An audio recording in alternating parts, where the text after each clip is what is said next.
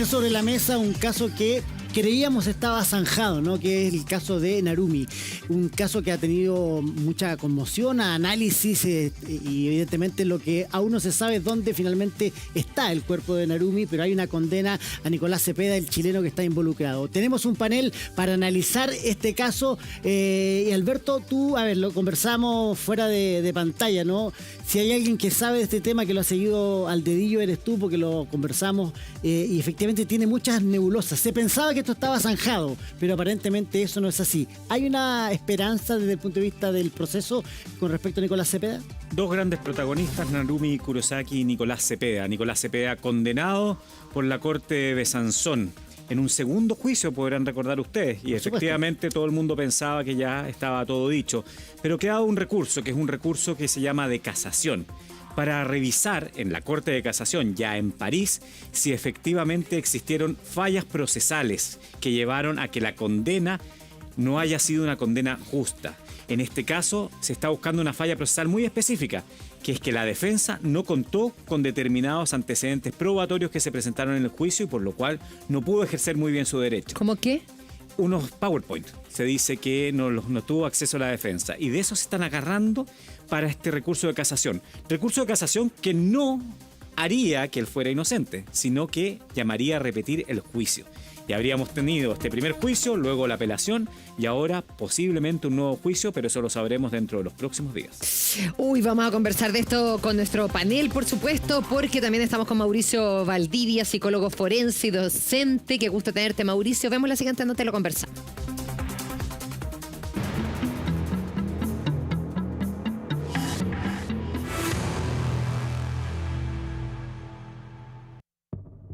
Es uno de los casos más mediáticos de los últimos años. Condenado a 28 años de cárcel por homicidio, es la frase que ha escuchado Nicolás Cepeda no una, sino que 2 veces y que podría volver a escuchar una tercera vez.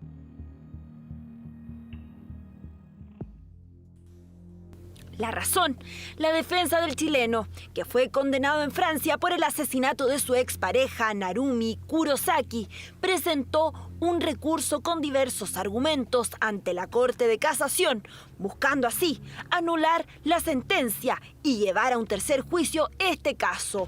Pero, ¿es esto posible?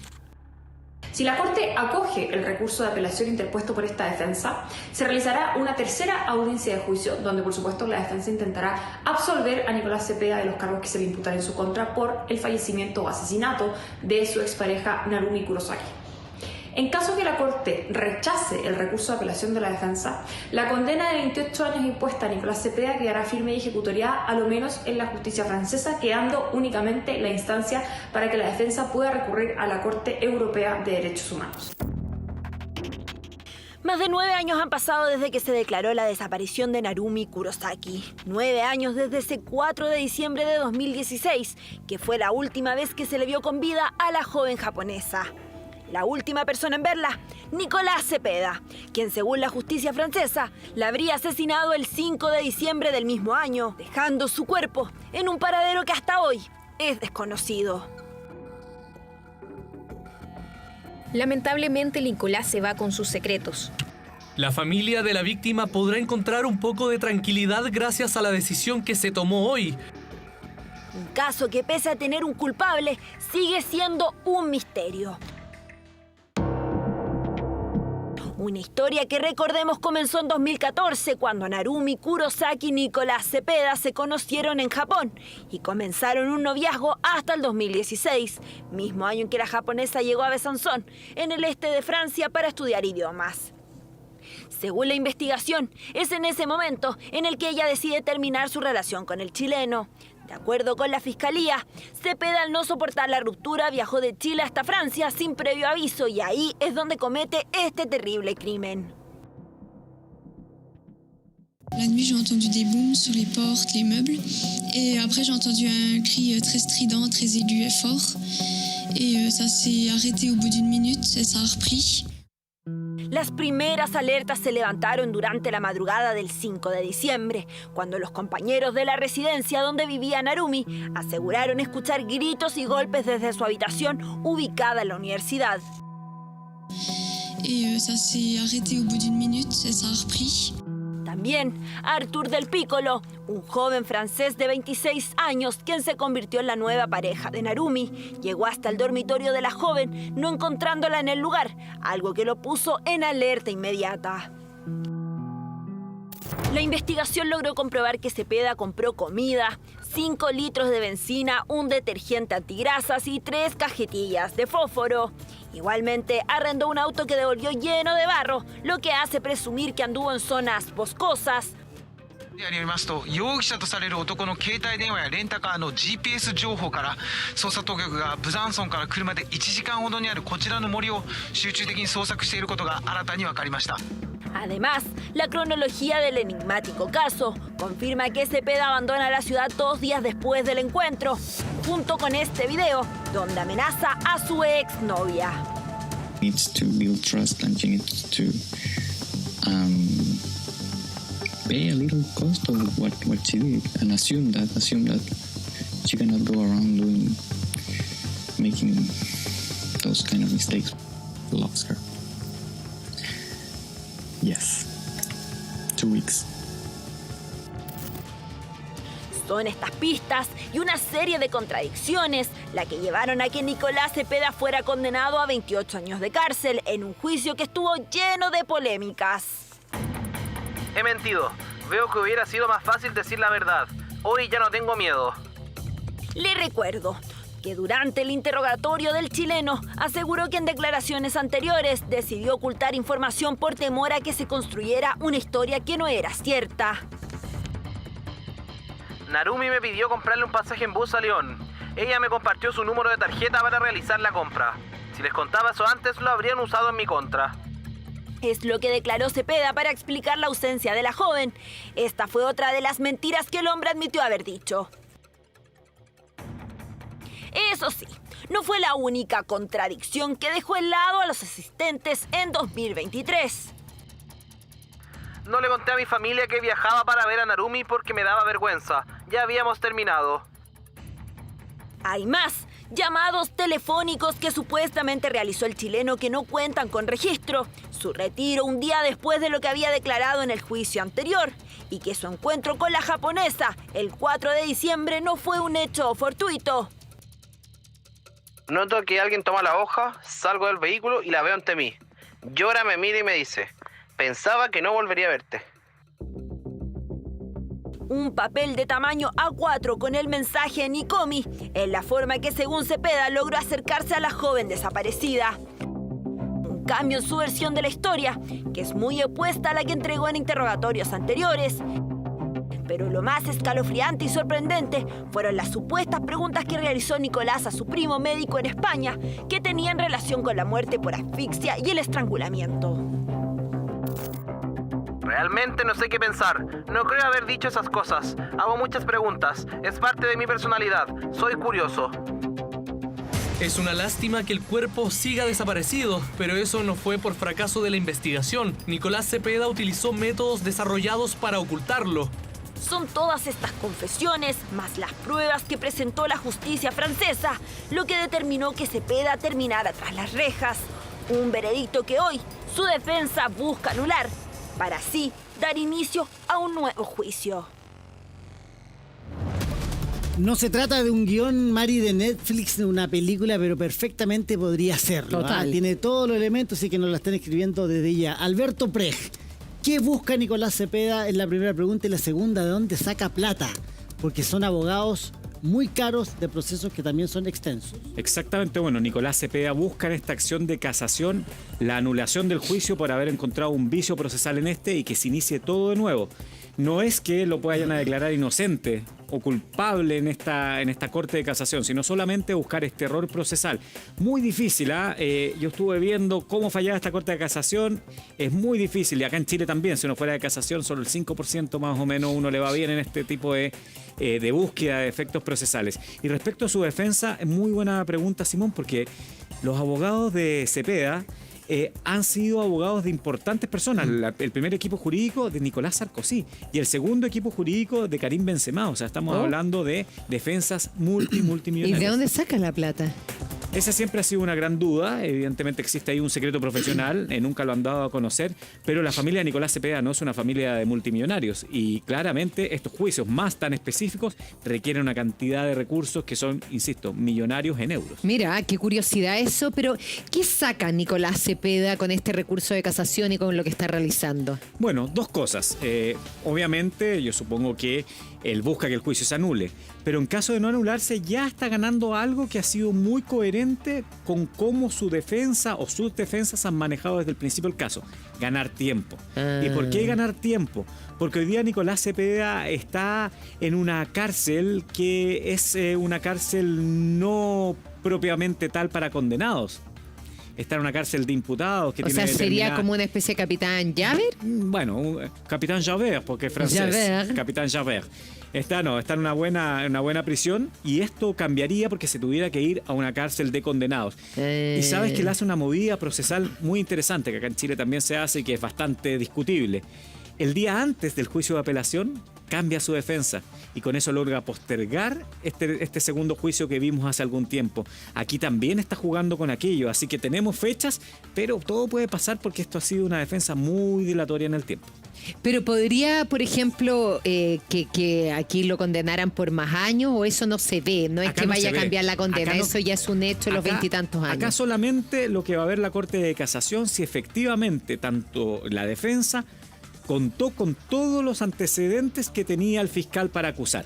Si descubre que, por ejemplo, no se le pasaron determinadas pruebas y eran relevantes para ejercer el derecho a la defensa, efectivamente ahí tendríamos esta casación y vamos de nuevo con el juicio. Ahora, Mauricio, ayúdanos a perfilar a Nicolás Cepeda. Mucho se ha dicho, ¿no? Pero hay informes que son bien relevantes que nos permiten dar cuenta de una personalidad más allá de estos errores que se describían en la nota de Karim Fuentes.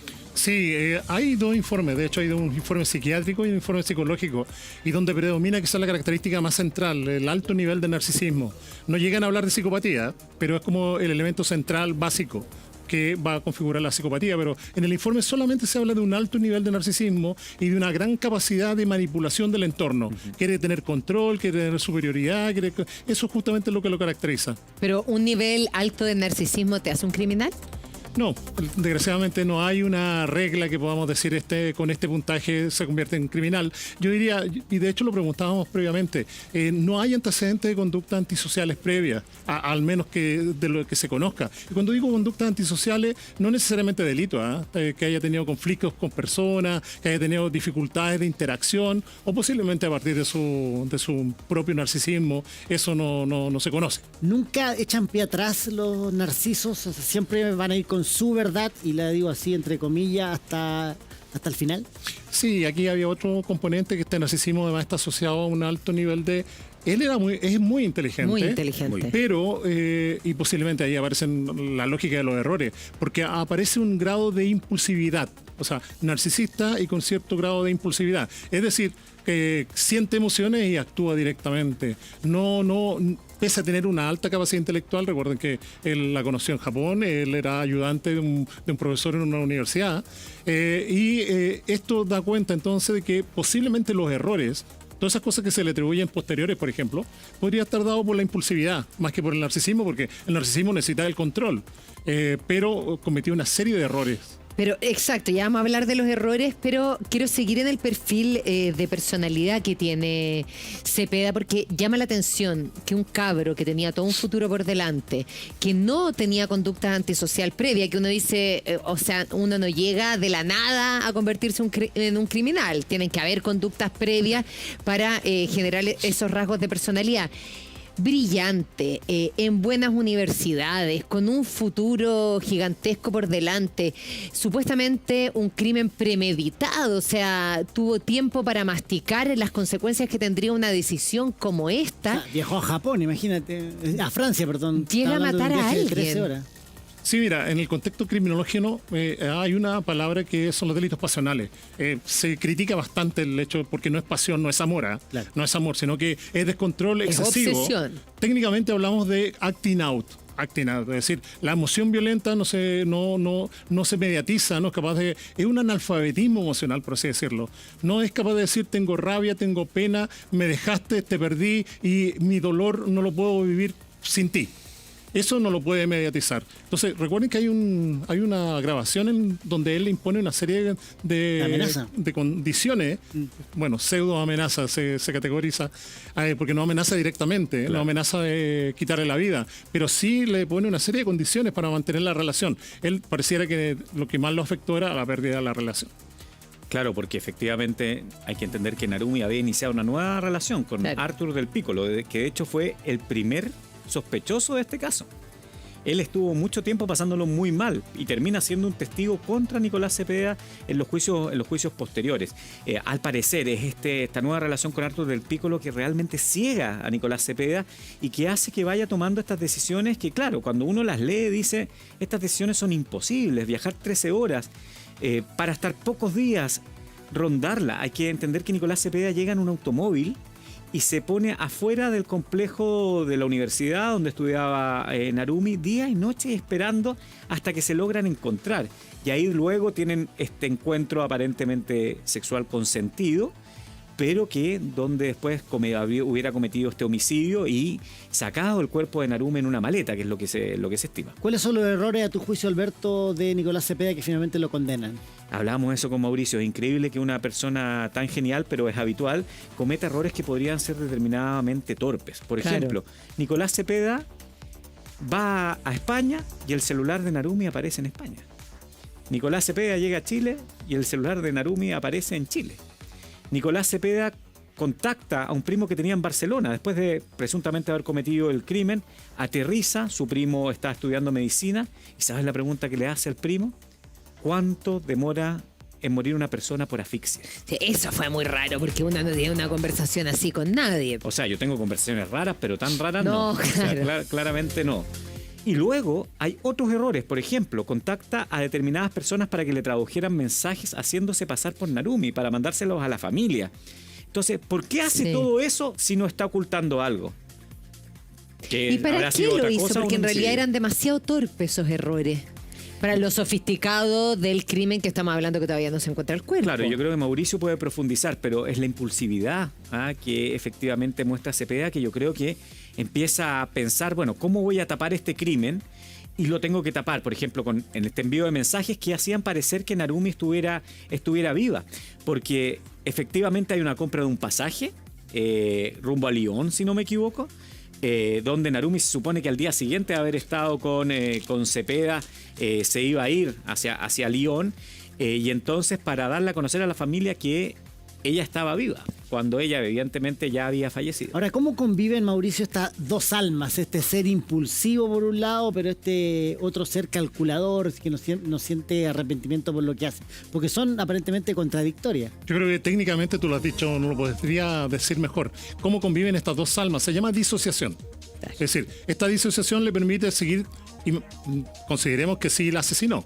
O sea, si la asesinó y él es capaz después de mantener una vida normal, se produce esto, que se habla de dobles personalidades, que en realidad no son dobles personalidades, es disociar. Es decir, dejar toda la parte criminal en una parte oscura del cerebro, de la conciencia, y olvidarse como de eso que nunca hubiese ocurrido. Y le permite entonces mantener una vida medianamente normal. No habría culpa. No habría arrepentimiento porque se disoció, se eliminó. Es como si él mismo llegara a pensar que no lo hizo, si es que realmente, bueno, tenemos la realidad policial. Persona, y yo insisto en esta pregunta que me parece increíble, que tú dices, no tenía conductas antisociales previas. ¿Cómo de la noche a la mañana va a ser un criminal que se disocia de haber matado a alguien? Porque uno esperaría en un caso como este, con los antecedentes que uno conoce de Cepeda, es que al menos sintiera culpa, llorara, confesara el crimen. No da más con el peso de llevar un crimen como este y nada. Justamente por eso hablamos de disociación. Es como si se oscureciera una parte de la memoria. Es algo que no es querido, no es consciente, sino que es parte de la forma en que procesa la información. Toma esa información y la mete en un cajón oscuro en el cual él mismo no tiene conciencia de eso. Por eso es que no parecería tampoco la culpa, el miedo, el arrepentimiento, que estaría asociado justamente a haber dado muerte a una expareja. Mira, o sea, piensa que en el relato de Cepeda está que él viaja por amor, para juntarse con ella, que tienen una relación sexual prolongada y apasionada en la noche, y cuando Narumi le dice ya, esto ya se terminó, nunca más, Cepeda, que estaba tan enamorado, en su explicación al tribunal dice, bueno, es que yo no la llamé porque yo entendí que habíamos terminado. O sea, él antes de encontrarse con ella nunca había entendido que había terminado. Viaja a Francia, hace todo y después en su relato dice, no, yo ahí entendí, porque hay una gran pregunta. Si tú estás tan enamorado de una persona, te reencuentras con ella y al día siguiente no le mandas un mensaje, por lo menos diciéndole, mi amor, te eché de menos, estuvo increíble, ganas de volver a juntarme contigo, que esto se repita. No, Cepeda como que deja que Narumi muera efectivamente también para él. Hablando alguna vez con otro especialista, y no sé si eso es verdad, Mauricio, me decía que efectivamente para él también murió pasionalmente. O sea que él cuando la mata es la única forma de que la logra sacar de su vida amorosa. ¿En serio? ¿Eso pasa en la cabeza de las personas? Bueno, aparece esto que se dice, serás mía o de nadie. Eso tiene una lógica más bien racional, pero aquí el proceso se manifestaría de una forma muy parecida. Él eliminó, esto ya dejó de ser un problema, porque para él el problema ¿cuál era? Aquí no es el tema de enamoramiento del amor, porque el amor es compartido entre dos. Aquí hay una posesión. Exacto. Hay una posesión, y esa posesión él está acostumbrado a que todo lo que quería lograr lo lograba, y aquí se salió y pareciera que eso desarticuló su lógica tradicional. Él es una persona muy exitosa, y en ese éxito también podría estar las relaciones de pareja, y en este caso parece que eso no le resultó de buena manera, y ella le dijo que no, que terminamos. Y en esas mentes criminales, Mauricio, ¿cómo hay algún momento en que estas dos almas que se disocian, como dices tú, despierte de alguna manera algún grado de arrepentimiento, diga, terminen por confesar, o ellos finalmente mantienen esta verdad de ellos hasta el final? Es una forma de ser, es decir, no podemos categorizarlo como una enfermedad, sino que es una forma de ser, que tiene que ver más con elementos que son propios de la personalidad. Es decir, esa persona es así y se va a morir de esa manera. ¿Qué se puede hacer? Hay tratamientos de intervención que lo que hacen es atenuar y que los narcisos no anden por ahí por la vida, justamente quienes presentan trastorno de personalidad no anden por la vida manipulando ni haciendo daño a los demás. En general, los trastornos de personalidad tienen un efecto en las relaciones interpersonales. Los trastornos de personalidad no le duelen a la persona, no es una enfermedad. Y como no le duelen a esa persona, normalmente son los efectos de las malas relaciones con los demás los que llevan que esa gente busque apoyo terapéutico. No sanan, pero sí se atenúan. Es decir, es una persona que puede volver a vivir de forma correcta el resto de su vida. O sea, pero qué increíble lo que estás diciendo. Tú estás diciendo que alguien puede matar a otra persona, como de alguna manera se le tranquiliza la muerte en su celopatía o posesión o obsesión con el otro, y después puede llegar a vivir una vida normal. Bueno, medianamente normal. Aquí estamos frente al estilo de funcionamiento. No se entiende desde la lógica racional. No le podemos decir 2 más 2 es 4. A nivel de rasgos de personalidad, a nivel de funcionamiento mental, esa persona es así. Entonces, se le salió de las manos, perdió control. ¿Recuperó el control con qué? A través de la muerte. Con esa muerte recuperó el control y pareciera que hasta ahí había solucionado el tema. Porque lógicamente aparecen todos estos otros errores que dan cuenta un poco de su vinculación emocional. Yo diría los errores, la irracionalidad, tiene que ver con el mal manejo emocional. Y claro, y Nicolás Cepeda tiene un punto, donde fue muy inteligente, si es que él lo cometió, la desaparición del cuerpo. Porque es muy difícil condenar, en el caso de homicidio, cuando el cuerpo no se encuentra. Ahora lo condenaron igual, pero quizás por eso igual, a 28 y no a más de 28. No a más de 28, exactamente. Pero es bien interesante porque efectivamente se puede condenar por indicios a un homicida sin haber encontrado el cuerpo. Y eso es el razonamiento que hacen los tribunales franceses, tanto el tribunal en el primer juicio en Besançon, luego la apelación en Vesoul, en cuanto a decir, mire, ¿sabe qué? Que no se haya encontrado el cuerpo es algo relevante, pero no concluyente para descartar que usted efectivamente sea el homicida. No, y plantea la gran duda. ¿Y si no fue? Que es la gran duda que se plantea más allá de la condena que han Por eso eran 28 años, ¿no? Por eso 28 años. Por eso 28 años no más, porque o sea, un crimen como este podría haber sido incluso mayor. Ahora, cuando hablan, porque ahí veíamos en la nota y hablaban de métodos desarrollados para hacer desaparecer el cuerpo, ¿de qué estamos hablando? Esencialmente de cómo transformar. Hay que considerar algo, los cuerpos, desgraciadamente, eso nos ha pasado en muchos casos acá a nivel nacional, cuando no aparece el cuerpo, hay muy poca evidencia y desgraciadamente hay muchos casos que se han quedado sin resolver por lo mismo. Después del tercer día ya comienza la descomposición.